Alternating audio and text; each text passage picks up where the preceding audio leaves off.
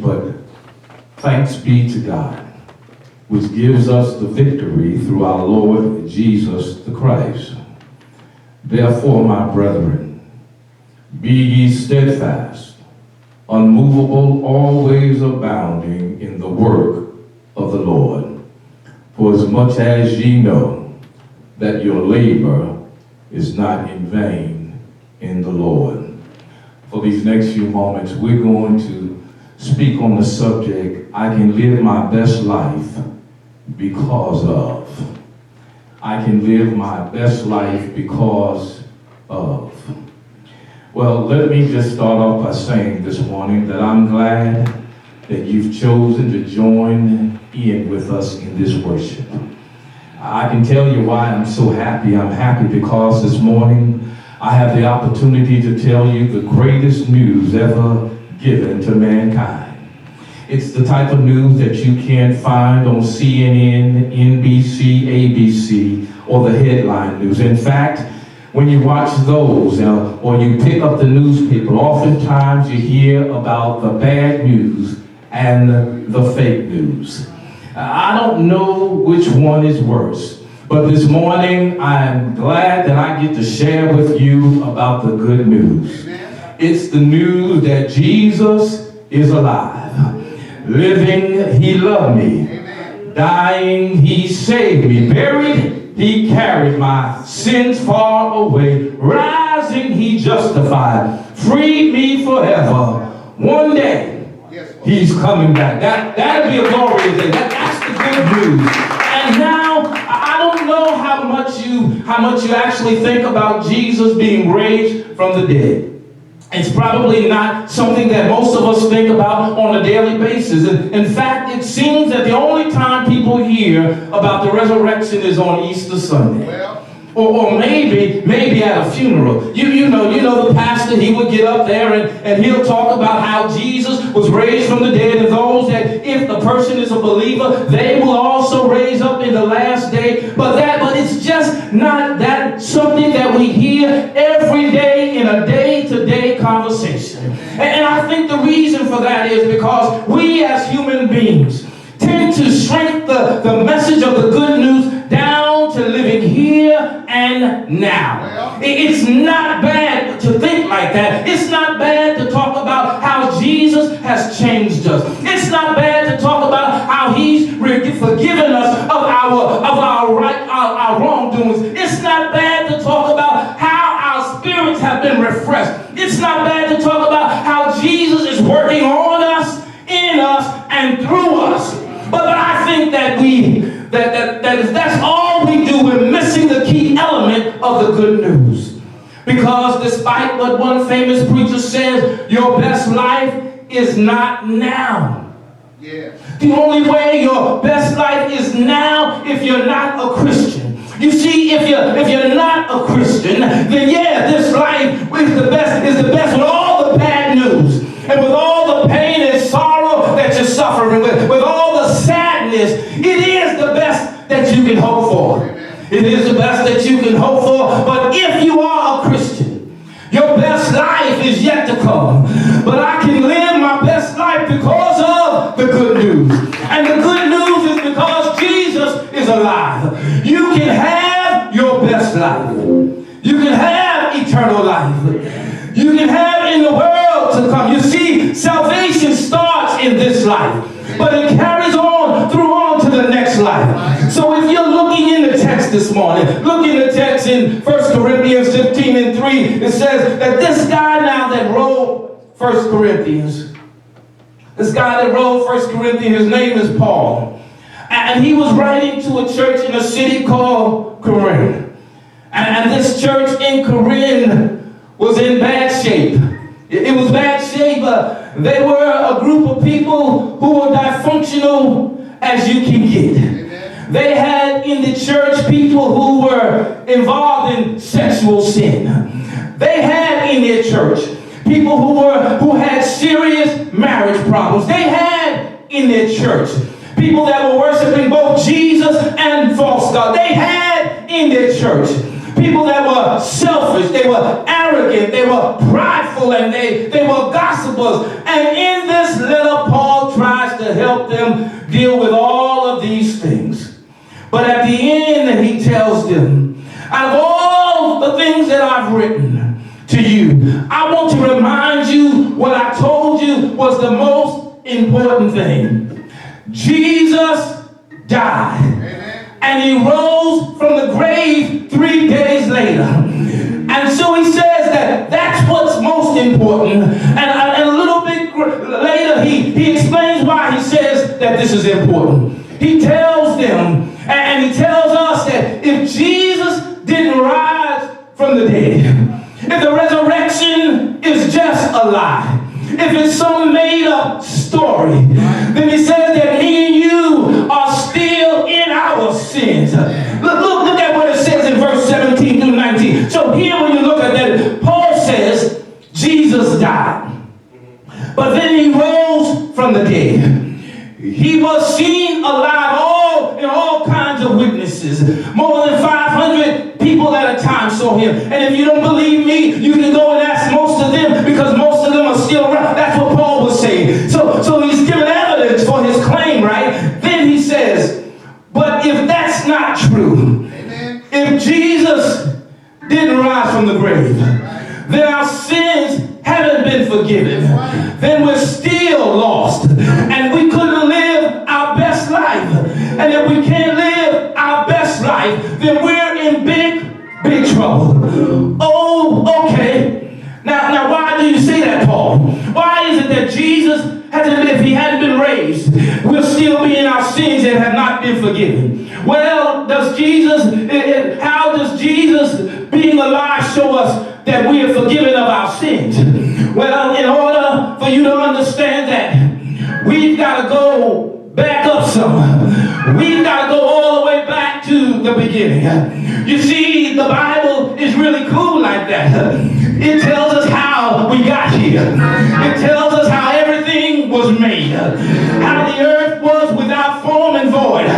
How the earth became a form, a living being. It tells us how mankind came into being. In fact, it's the only eyewitness account for that. And scientists will have it to say to you, well, we think it was like this. We think it was like that, because the models tell us all that. We think it was the Big Bang, but we're not really sure. That's why we call it the theory of evolution. That's why we call it models, because they don't really know. And I hope that everyone in here and everyone out there know that a theory is just an idea. That's why it amazes me that so many people are willing to stake their eternity on just an idea, to put all their faith and all their trust in just an idea that came from man. And whatever even crazier is that these men who want you to take stake out on their idea and where we come from just got caught red-handed in manipulating data on what is so-called a climate change or global warming or this biochemical virus that we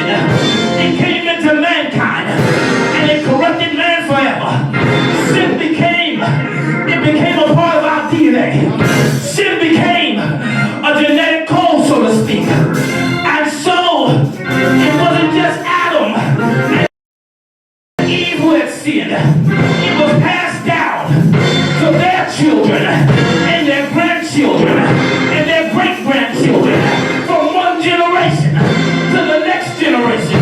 The Bible tells us that we're all born in sin, and each and every one of us are a born sinner. So going to war with North Korea, going to war with Russia is bad news.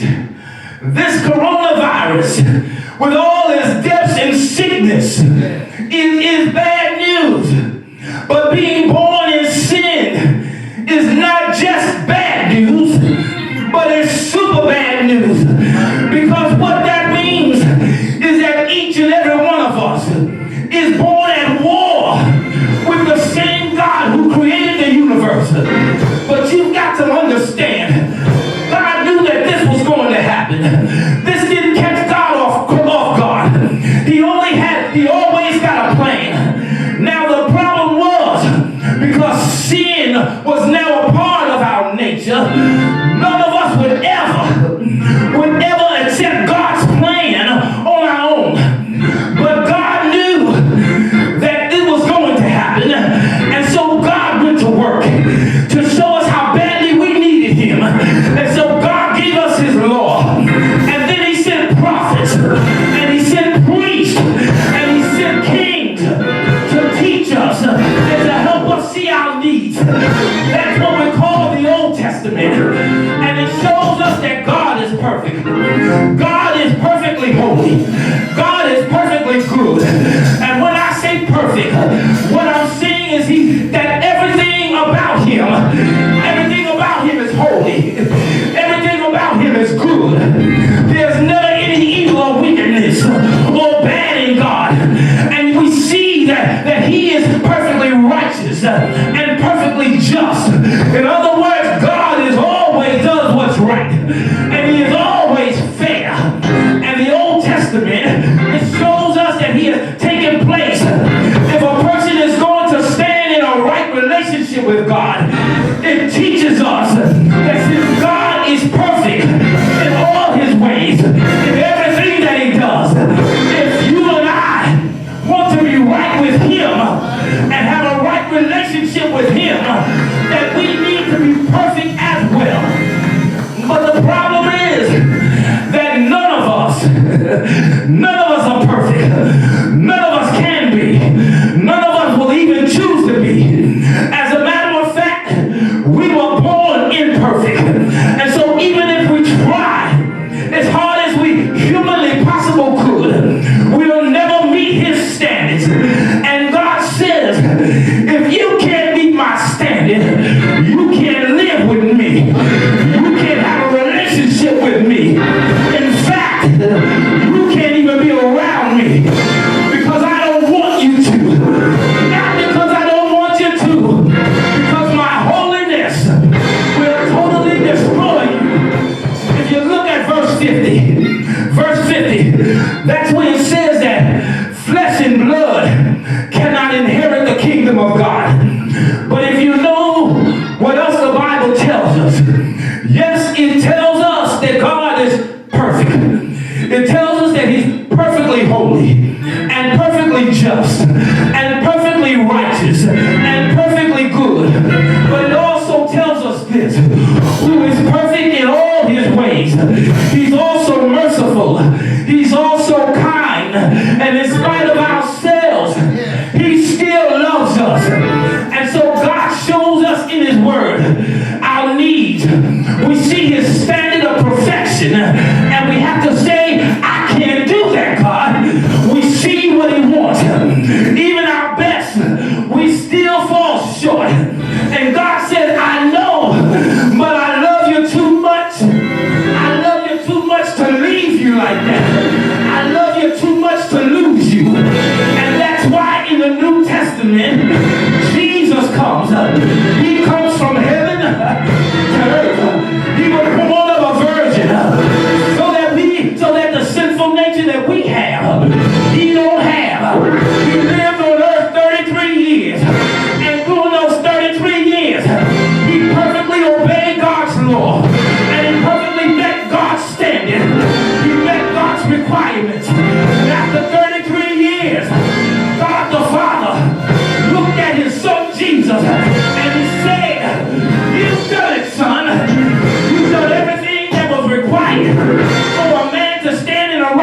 relationship with me. You met all my standards. You met all my requirements. As a matter of fact, you exceeded my standards. And the Bible tells us that God was pleased with Jesus. But there was still a problem. There was still a problem.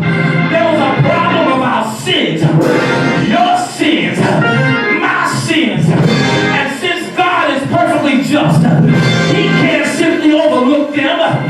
Those sins have been committed. There has to be a punishment. And Jesus, because of His great love for us, He says, I'll take their punishment. And so the Son of God, who had lived a perfectly holy, a perfectly righteous, and good life, goes to the cross for you and me. He was beaten, the bone run from recognition. They beat Him. They took that whip that had 8 irons on it. They took Him and beat Him beyond recognition. He was nailed to the cross. They nailed Him to that cross. And the Bible says they lifted Him up into the air. And while people were laughing at Him, they were mocking Him. They were spitting on Him. They were cursing on Him. And as Jesus, as He hung on the cross, God takes your sin and He takes my sin and He puts it on His Son. Over in 2 Corinthians, somewhere around the 5th chapter, for God made Christ, who never sinned, to be an offering for our sin, and so that He will be made right with God through Christ. In other words, God's placed our sins on Jesus. All kinds of sin, all kinds of lying. He took our greed. He took our anger. He took our lust. He took our pride. He took our selfishness. He took all our sinful thoughts, all our sinful words, all our sinful behavior, all of our sins, and He placed it in Jesus. And then God judged the sin. I said He judged the sin. He poured His wrath out on Jesus. Jesus is the one who satisfied the wrath of God. So Jesus, He lives a life that we should have lived. And He dies the death that we all should have died. He takes our place and takes our punishment, which allowed God to be merciful to us. But it's not over. I said it's not over. Jesus has claimed and told everybody that He is the Son of God. He claims and told everyone that He's going to be our sacrifice. He told everyone that He has the power to forgive sin and grant eternal life. And He goes, there He goes to the cross. And He died. I said He died. He died. He died. Oh, but how do you know that all those promises, how do you know that all those things that He said, how do we know that they're true? How do we know that they're true? How do we know that He wasn't just like any other religious leader? That He wasn't like Buddha? That He wasn't like Muhammad? How do we know? How do we know that He really forgives our sins? How do we know that He can change our lives? How do we know that He can give us eternal life? How do we know? I said, how do we know? Because after 3 days, that's the good news. After 3 days in the grave, He got up. He got up. That couldn't hold Him. He got up with all power in His hands. Just couldn't hold Him. The resurrection proved that Jesus was who He said He was. It proved that Jesus did what He said He was going to do. It proved that all who put their faith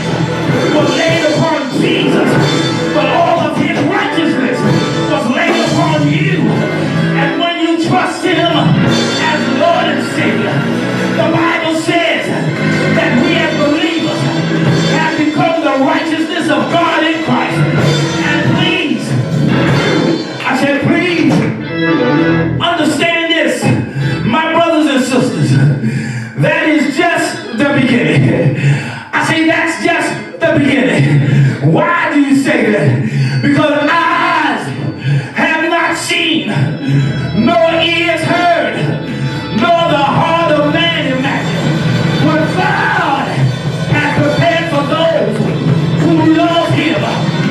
If you would, take a quick look at that last part of the chapter. I said at the last part, at verse 51 through 58. I'm going to show you what is coming. It says that we will not die, but we will be transformed. It will happen in a moment. It will happen in the blink of an eye, at a twinkling of an eye, when the trumpet shall sound and time shall be no more. Those who died will be raised to live forever, and those who are living will be transformed. But our dying bodies must be transformed to the bodies that never die, so that the scriptures will be fulfilled. I said that the scriptures will be fulfilled. Oh death, where is thy sting? Oh grave, where is thy victory? The sting of death is sin, and the strength of sin is the law. But thanks be to God, which gives us the victory through our Lord and Savior Jesus Christ. Therefore, my brother and sister, be ye steadfast, unmovable, always abounding in the work of the Lord. For as much as ye know that your labor is not in vain in the Lord. You see, if you're in Christ, you're already going to be resurrected one day. One day, I don't know when, but I believe it's soon. God is going to say to all of those believers, he's going to say like he said to Lazarus, get up, get up. And if you're alive, and if you're in Christ, you're going to be changed. That's our future. No matter what kind of bad news is coming our way, no matter what's around the corner, nothing can change the good news. Coronavirus can't change the good news. The president can't change the good news. David can't change the good news. Nobody can change the good news. In a moment, in an instant, we'll be changed. We'll be like Jesus. And we'll realize that everything you ever gave, everything that you ever sacrificed, if you did it for Jesus, you'll say that it was worth it. And that's why I'm happy. I'm happy here this morning to tell you the wonderful news, to tell you the good news, to tell you that I have a God, to tell you that I have a Savior, to tell you that I have a Lord who loves me so much that he gave himself for me, and to tell you that I've got a far better kingdom, a land of gathering on a distant shore. And I'll tell you that you can have it too. I can have my best life because of the resurrection of Jesus Christ.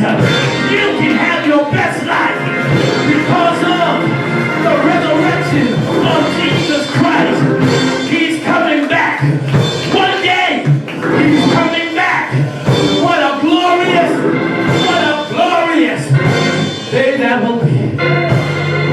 You can live your best life because of the resurrection. Let us pray. Our Father, who art in heaven, hallowed be thy name. Thy kingdom come, thy will be done on earth as it is in heaven.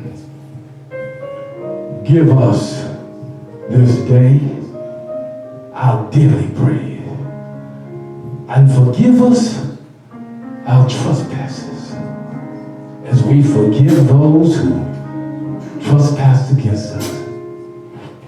Lead us not into temptation, but deliver us from evil. evil, but deliver us from evil.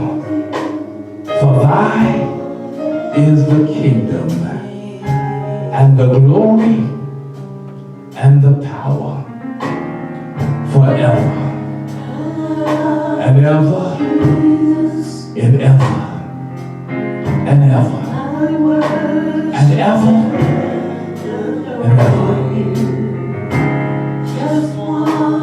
Is there one today? Is there one today who have not accepted the Lord Jesus as your Savior? This is your time now. Prayer of salvation. This is your time now to come and accept the Lord Jesus Christ as your Savior.